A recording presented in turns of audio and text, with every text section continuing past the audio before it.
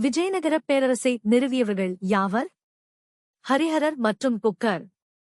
ஹரிஹரர் மற்றும் புக்கர் முதலில் யாரிடம் பணிபுரிந்தனர்? அவர்கள் துக்ளக் அரசர்களிடம் பணி செய்து வந்தனர். விஜயநகரப் பேரரசு நிறுவப்பட காரணமாக இருந்த ஆன்மீக குரு யார்? சிருங்கேரி சைவ மடத்தின் தலைவர் வித்யாரண்யர். விஜயநகரப் பேரரசை ஆண்ட முக்கிய வம்சங்கள் யாவை? சங்கம வம்சம் 1336 முதல் 1485 வரை, சாளுவ வம்சம் 1485 முதல் 1505 வரை, துளுவ வம்சம் 1505 முதல் 1570 வரை, ஆரவேடு வம்சம் 1570 முதல் 1646 வரை. விஜயநகரப் பேரரசு மற்ற அரசுகளுடன் மோதலில் ஈடுபட முக்கிய காரணங்கள் யாவை? கிருஷ்ணாதங்க பதார் நதிகளுக்கு இடைப்பட்ட செழிப்பான பகுதி மற்றும் கிருஷ்ணா கோதாவரி நதிகளுக்கு இடைப்பட்ட கழிமுக பகுதி. குமார கம்பனர் யார்?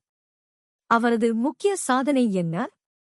குமார கம்பனர் முதலாம் புக்கரின் மகன் ஆவார். இவர் மதுரை சுல்தானியத்திற்கு முற்றுப்புள்ளி வைத்தார். மதுரா விஜயம் என்ற நூலை எழுதியவர் யார்? அந்நூல் எதைப் பற்றி கூறுகிறது? மதுரா விஜயம் நூலை குமார கம்பனாவின் மனைவி கங்காதேவி எழுதினார். இது மதுரை கைப்பற்றப்பட்டதை விளக்குகிறது. பாமினி அரசிடமிருந்து பெல்காம் மற்றும் கோவாவை கைப்பற்றிய விஜயநகர அரசர் யார்? இரண்டாம் ஹரிஹரர். சங்கம வம்சத்தின் தலைசிறந்த அரசர் யார்? இரண்டாம் தேவராயர். தமது படையில் இஸ்லாமிய வீரர்களை பணியமர்த்தும் முறையை தொடங்கி வைத்த அரசர் யார்? இரண்டாம் தேவராயர். சாளுவ வம்சத்தை தோற்றுவித்தவர் யார்? சாளுவ நரசிம்மர். துளுவ வம்சத்தை தொடங்கி வைத்தவர் யார்? சாளுவ நரசிம்மரின் தளபதியான நரசநாயக்கர். நன்றி. பயிற்சிக்கு இணைந்திருங்கள்.